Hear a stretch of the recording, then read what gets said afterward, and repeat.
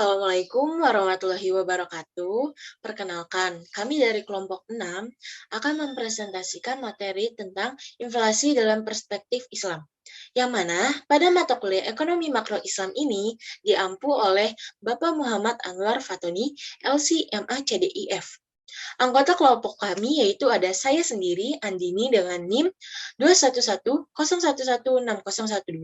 yang kedua ada Zarfa Atira Sakina Putri dengan NIM 21101116015, dan ada Aulia Hadis Tiara dengan NIM 21101116036. Biografi Al-Makrizi. Al-Makrizi memiliki nama lengkap Taqiyuddin Abu Al-Abbas Ahmad bin Ali bin Abdul Qadir Al-Husaini. Ia lahir di Barjuan, Kairo pada tahun 766 Hijriah atau 1364 sampai 1365 Masehi. Al-Makrizi lahir di Fatimiyah, Kairo, dan menghabiskan sebagian besar hidupnya di Mesir. Keluarganya berasal dari Makorizo, sebuah desa yang terletak di kota Baklabak. Oleh karena itu, ia cenderung dikenal sebagai Al-Makrizi. Kondisi ayahnya yang lemah menyebabkan pendidikan masa kecil dan remaja Al-Makrizi di bawah tanggungan kakeknya dari pihak sang ibu, Hanafi Ibnu Sa'id namanya. Dia juga seorang penganut mazhab Hanafi. Teori inflasi menurut Al-Makrizi. Mengingat bencana kelaparan yang terjadi di Mesir, Al-Makrizi menjelaskan bahwa inflasi merupakan fenomena alam yang mempengaruhi kehidupan masyarakat di seluruh dunia pada masa lalu, sekarang, dan masa depan. Menurutnya, inflasi terjadi ketika harga-harga secara umum terus berlanjut. Ia mengklasifikasikan inflasi ini menjadi dua, yaitu inflasi yang disebabkan oleh faktor alam atau natural inflation, dan yang kedua inflasi karena kesalahan manusia atau human error inflation. Yang pertama itu ada inflasi yang disebabkan oleh faktor alam atau natural inflation. Menurut Al-Makrizi, ketika terjadi bencana alam, berbagai pangan dan hasil pertanian lainnya mengalami penurunan yang sangat drastis dan terjadi kelangkaan.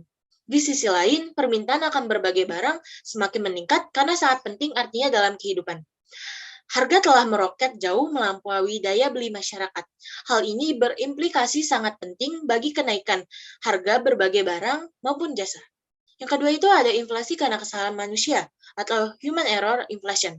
Selain faktor alam, Al-Makrizi mengatakan inflasi bisa terjadi karena human error. Inflasi karena human error ini, Al-Makrizi menganalisis ada 3 hal utama secara individu atau kolektif yang menyebabkan inflasi ini. Yang pertama itu ada korupsi dan administrasi bank yang buruk. Inflasi jenis ini juga pernah terjadi pada masa Nabi dan Khulafaur Rasyidin disebabkan karena kekeringan dan pengangguran.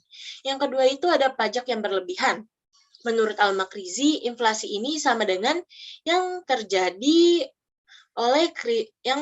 ketika krisis di Mesir, yaitu korupsi dan administrasi pemerintahan yang buruk. Pajak yang berlebihan dan jumlah uang yang berlebihan menyebabkan terjadinya inflasi ini. Yang ketiga itu ada peningkatan peredaran mata uang fulus, yang mana peredaran fulus mendapat perhatian khusus dari Al-Makrizi. Dalam pengamatannya, tampak bahwa kenaikan harga-harga atau inflasi yang terjadi berupa kuantitas uang. Misalnya, untuk pakaian yang sama, ternyata harga yang dikeluarkan lebih banyak uang.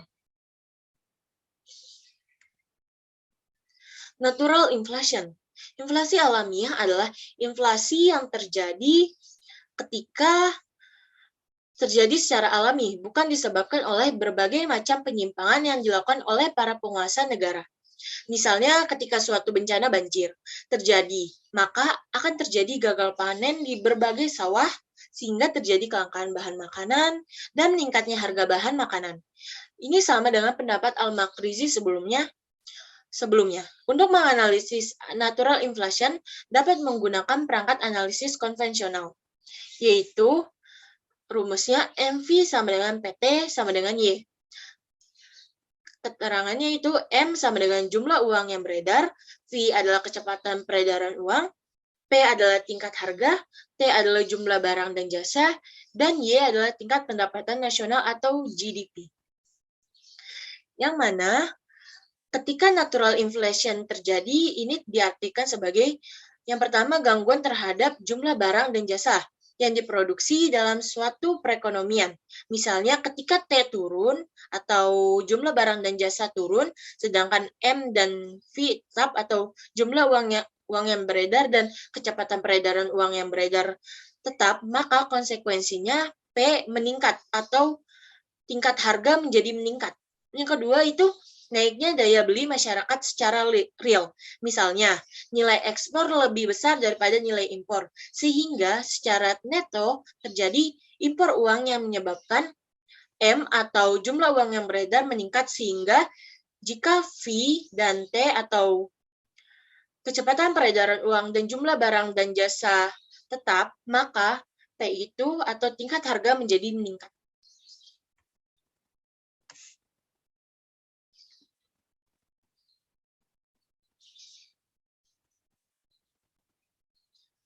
Selanjutnya ada corruption push inflation.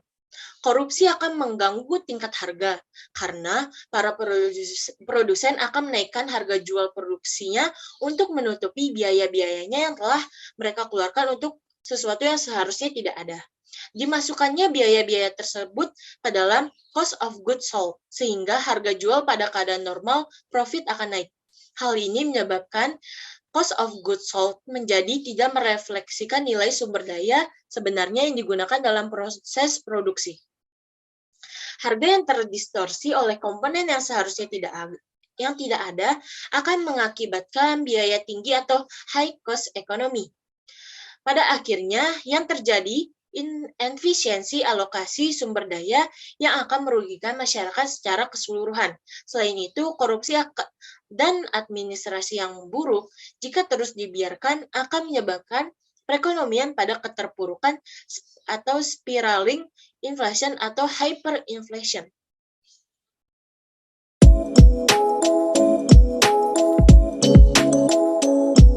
Korupsi dan administrasi yang buruk. Menurut Al-Makrizi, pengangkatan para pejabat pemerintahan yang berdasarkan pemberian suap dan bukan kapabilitas akan menempatkan orang-orang yang tidak mempunyai kredibilitas pada berbagai jabatan penting dan terhormat, baik di kalangan legislatif, yudikatif, maupun eksekutif. Mereka rela menggadaikan harta miliknya untuk meraih jabatan yang diinginkan. Kondisi ini sangat mempengaruhi moral dan efisiensi administrasi sipil dan militer. Ketika berkuasa, para pejabat tersebut mulai menyalahgunakan kekuasaan untuk meraih kepentingan pribadi atau mengumpulkan harta dengan menghalalkan segala cara. Merajalelanya ketidakadilan para pejabat tersebut membuat kondisi rakyat semakin memprihatinkan, sehingga rakyat terpaksa meninggalkan pekerjaannya. Akibatnya terjadi penurunan drastis jumlah penduduk dan tenaga kerja, serta hasil-hasil produksi yang sangat berimplikasi terhadap penurunan penerimaan pajak dan pendapatan negara. Lalu, tax plus inflation.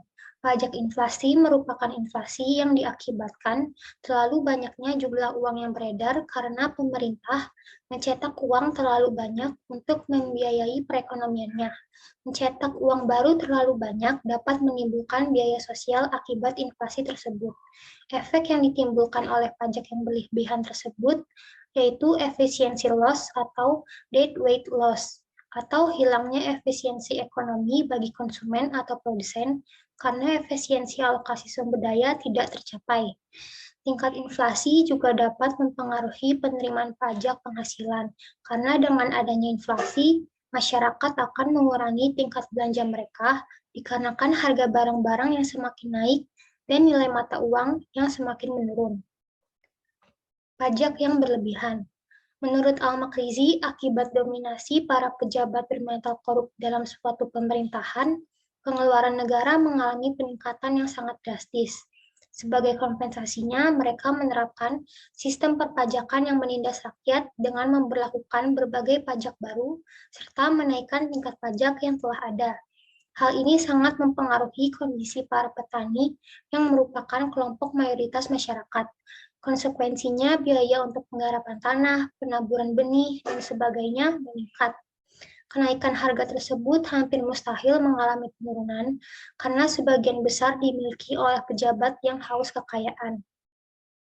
Akibatnya, para petani kehilangan motivasi untuk bekerja dan memproduksi, sehingga memilih meninggalkan tempat tinggal dan pekerjaannya.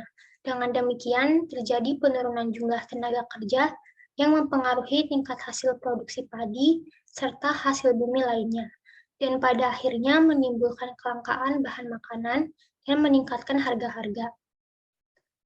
Mengenai monetar inflation, semasa hidupnya Al-Makrizi dikenal sebagai seorang pengkritik keras kebijakan-kebijakan moneter yang diterapkan pemerintahan Bani Mamluk Burji yang dianggapnya sebagai sumber malapetaka yang menghancurkan perekonomian negara dan masyarakat Mesir. Perilaku para penguasa menyimpang dari ajaran agama dan moral telah mengakibatkan krisis ekonomi yang sangat parah. Lalu Al-Makrizi juga menyatakan bahwa kebijakan pemerintah yang menghabiskan uang negara untuk berbagai kepentingan pribadi dan kelompoknya sehingga melakukan percetakan uang secara besar-besaran akan berimplikasi terhadap keberadaan mata uang yang lainnya.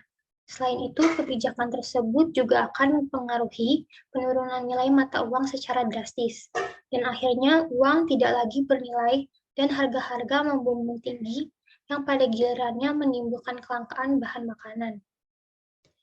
Islam tidak menggunakan instrumen bunga atau ekspansi moneter melalui percetakan uang baru dalam mendorong pertumbuhan ekonomi dan stabilitas, melainkan dengan mempercepat perputaran uang dan pembangunan infrastruktur sektor real, seperti kebijakan moneter Rasulullah yang selalu terkait dengan sektor real perekonomian. Kebijakan moneter Islam memberikan pandangan untuk menjaga kestabilan dengan melakukan beberapa hal. Di antaranya, yang pertama, motif permintaan uang hanya untuk keperluan transaksi dan berjaga-jaga, penimbunan mata uang, dan melarang segala bentuk riba.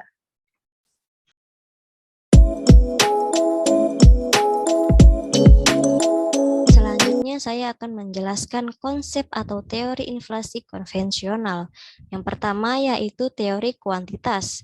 Teori kuantitas merupakan teori inflasi yang paling tua, namun masih sangat berguna dan relevan untuk menerangkan proses inflasi di negara berkembang pada masa modern. Teori kuantitas ini juga menyoroti peranan penambahan volume pada uang yang beredar, tetapi tidak diikuti dengan kenaikan jumlah uang yang beredar dan psikologi atau expectation masyarakat mengenai kenaikan harga di masa mendatang. Kemudian yang kedua adalah teori Keynes. Inflasi dapat terjadi ketika golongan masyarakat ingin hidup di luar batas kemampuan ekonominya. Dengan kata lain, apabila permintaan efektif dari semua golongan masyarakat melebihi jumlah output yang tersedia, maka harga akan naik. Dan inflasi akan berhenti jika masyarakat tidak lagi memperoleh dana untuk membiayai keinginan atau permintaan mereka pada harga yang berlaku. Sehingga permintaan efektif total tidak melebihi jumlah output yang tersedia. Golongan masyarakat seperti ini umumnya adalah pemerintah itu sendiri, pengusaha-pengusaha swasta, dan para serikat buruh. Kemudian yang ketiga adalah teori strukturalis. Teori strukturalis menerangkan proses inflasi jangka panjang di negara-negara berkembang. Ada dua hal yang dapat menimbulkan inflasi dalam perekonomian pada negara berkembang, yaitu yang pertama ketidakelastisan penerimaan ekspor. Kondisi ketika nilai ekspor tumbuh lamban dibandingkan dengan pertumbuhan sektor lain karena produksi barang ekspor yang tidak responsif terhadap kenaikan harga. Akibatnya, negara berkembang berusaha mencapai target dengan mengambil kebijakan yang menekankan penggalakan produksi dalam negeri dari yang sebelumnya diimpor. Yang kedua yaitu ketidakelastisan produksi bahan makanan di dalam negeri. Kenaikan bahan makanan ini dapat mendorong kenaikan upah karyawan, sehingga meningkatkan biaya produksi yang nantinya akan menaikkan harga barang, dan demikian seterusnya, di mana proses tersebut dapat berhenti jika harga bahan makanan tidak terus naik. Kemudian saya akan menjelaskan peran Bank Indonesia dalam mengatasi inflasi. Dalam masalah inflasi, Bank Indonesia berperan dalam menjaga stabilitas sistem keuangan serta stabilitas moneter. Selain itu, Bank Indonesia juga berperan untuk mengatur jumlah uang beredar dalam suatu negara. Bank Indonesia selaku bank sentral mampu memutar keadaan ekonomi jadi lebih baik dari krisis perekonomian. Perekonomian suatu negara dikatakan baik apabila yang pertama, pertumbuhan ekonominya meningkat dari segi pendapatan nasional realnya maupun pendapatan per kapitanya. Yang kedua itu tingkat pengangguran terus menurun dari waktu ke waktu sebab lapangan pekerjaan tersedia banyak. Kemudian tingkat inflasi yang tinggi dikarenakan oleh keadaan perekonomian yang sedang tidak baik, sehingga membawa dampak buruk yang merugikan masyarakat tentunya. Maka dari itu, peran Bank Indonesia sangat penting, yaitu dengan melakukan kebijakan moneter, memberlakukan suku bunga acuan yang disebut dengan BI 7-day repo rate atau disingkat dengan BI 7DRR. Saat inflasi naik, maka Bank Indonesia akan menaikkan pula suku bunga acuan. Sebaliknya, saat inflasi menurun atau deflasi, maka Bank Indonesia akan menurunkan tingkat suku bunga acuan tersebut. Sekian presentasi dari kelompok kami, kurang lebihnya mohon maaf. Wassalamualaikum warahmatullahi wabarakatuh.